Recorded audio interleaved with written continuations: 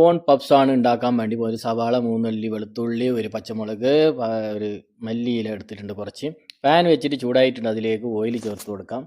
അതിനുശേഷം സവാള, വെളുത്തുള്ളി, ചതച്ച പച്ചമുളക് ചേർത്ത് കൊടുക്കുന്നുണ്ട്. അതുപോലെ തന്നെ ചതച്ചെടുത്ത ചിക്കനാണ്, അതും ചേർത്ത് കൊടുത്ത് നല്ലപോലെ മിക്സ് ചെയ്തെടുക്കുന്നുണ്ട്.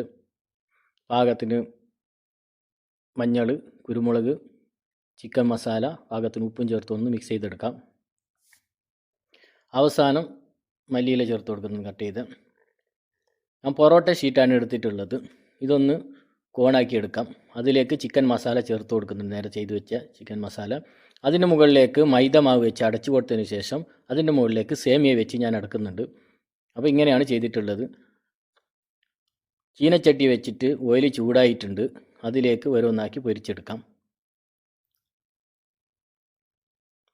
ചിക്കൻ കോൺ പപ്സ് റെഡി ആയിട്ടുണ്ട്. അപ്പോൾ ഇത്രയേ ഉള്ളൂ ഇന്നത്തെ വീഡിയോ. അപ്പോൾ വീണ്ടും നല്ലൊരു വീഡിയോ വരുന്നത്.